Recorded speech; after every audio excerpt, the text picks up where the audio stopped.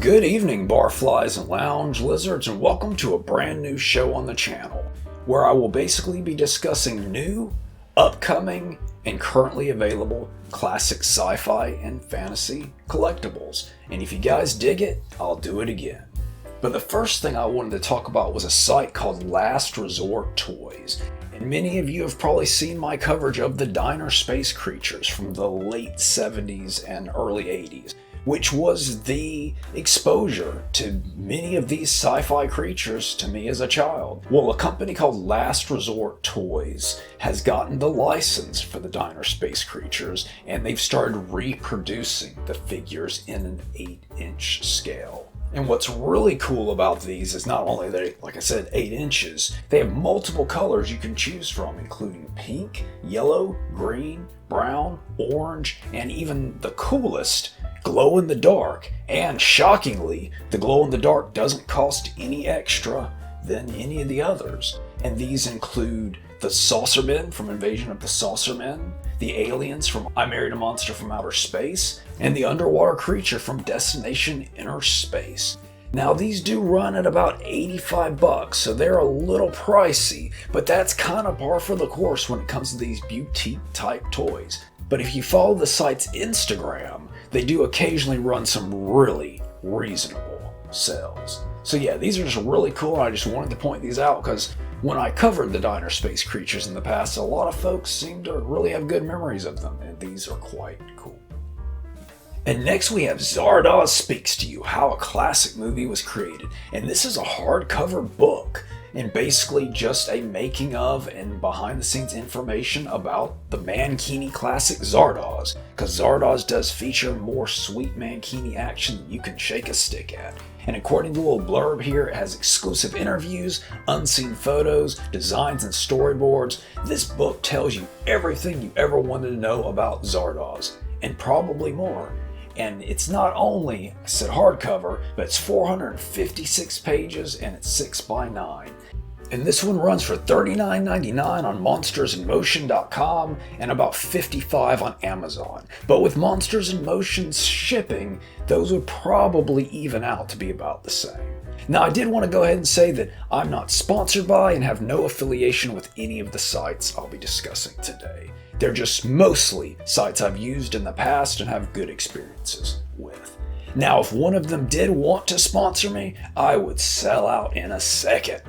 Because you know I only do this for the big bucks and fame that come along with discussing really obscure sci-fi films from the 1950s.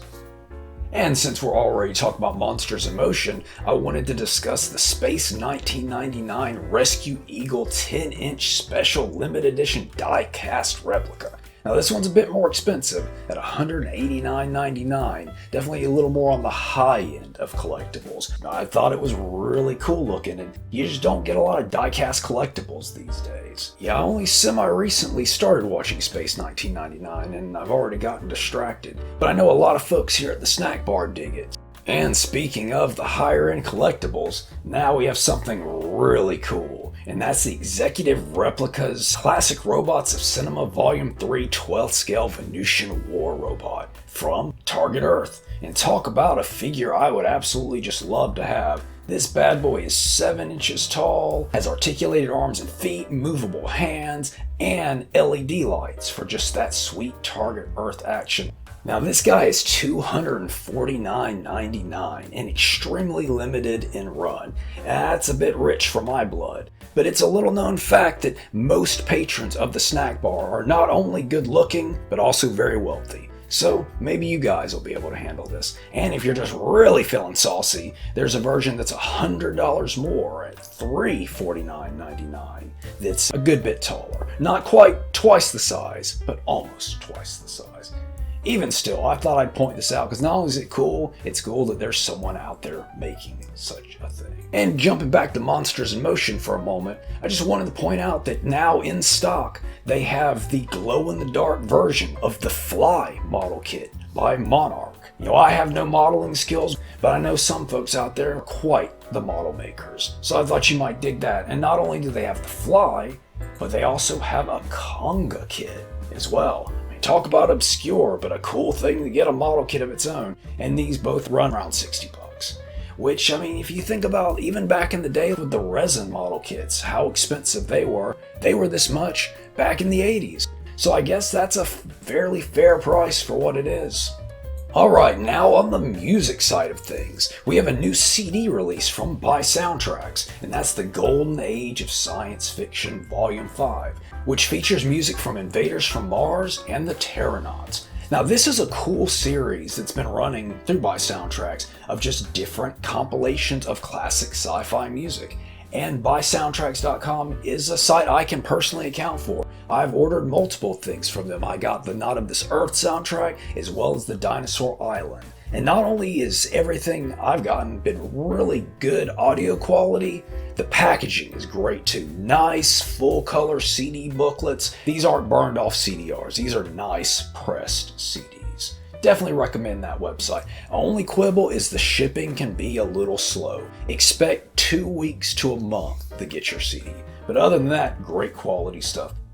And this is just a cool series for folks that like the classic sci-fi. I've gotten the feeling, I mean, correct me if I'm wrong here, and I may be, I'm very often mistaken, that some of you here at the snack bar like classic sci-fi. Am I right on that? I think I might be.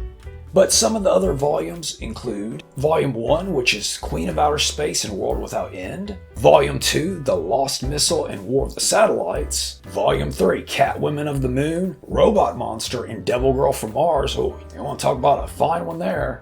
And Volume 4, Day the World Ended and the Earth Dies Screaming. That's another fantastic pairing right there. So yeah, this is a cool website with a lot of cool releases. I definitely check them out. Even if you don't the Golden Age of Science Fiction series, there's just a lot of neat stuff on here to be had. And they also occasionally have really good sales. So make sure you get on their newsletter.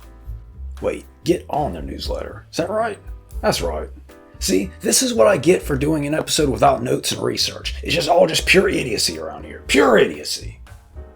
And now we have some Blu-ray news, and thanks to Mr. Tony Santiago for letting me know about this one. And this is a collection of the Peter Cushing Sherlock Holmes 1968 television series. And this is the 6 remaining episodes of the series. All the rest are lost. Apparently Basil Rathbone got a hold of them and set them on fire, or something like that I just made up. And this one is going to be put out by Severin, so you know it's going to be good quality, because Severin, they're one of my favorites.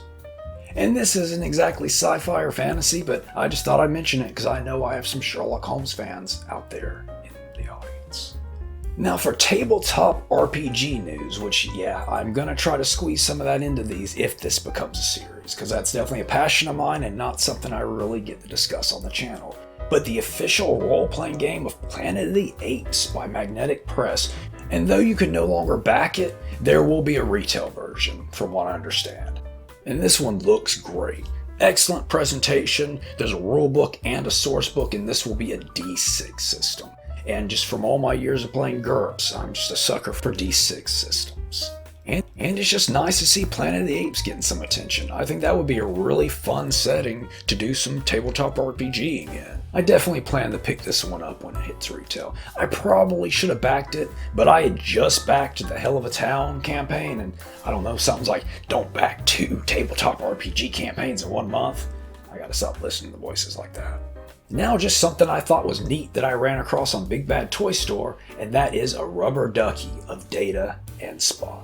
Because why would you not want a rubber ducky of Data and Spot watching over you while you take baths and listen to the Dinosaur Island soundtrack? Oh, is that just me? And the last thing I wanted to mention was that the Super 7 Ultimates glow-in-the-dark Metaluna Mutant is now 12% off on Amazon. Granted, I'm recording this a good week, maybe even 2 weeks before the video is actually going to go up, so by the time you're watching this, this may not even be the price. Heck, it may be twice the price for all you know. But hey, you get what you pay for here at the snack bar. But again, this is just a killer figure. Interchangeable hands, interchangeable heads, 7-inch scale. And the more we purchase and support releases like this, the more classic sci-fi collectibles we get. So run on out to your local Blockbuster Video or Kmart and pick this guy up today. And that's all the time we have for this week. And do let me know if you dig this one, because if you do, I'll definitely do it again. Heck, might even make it a monthly feature. Please like, comment, subscribe, watch the skies, and stay atomic.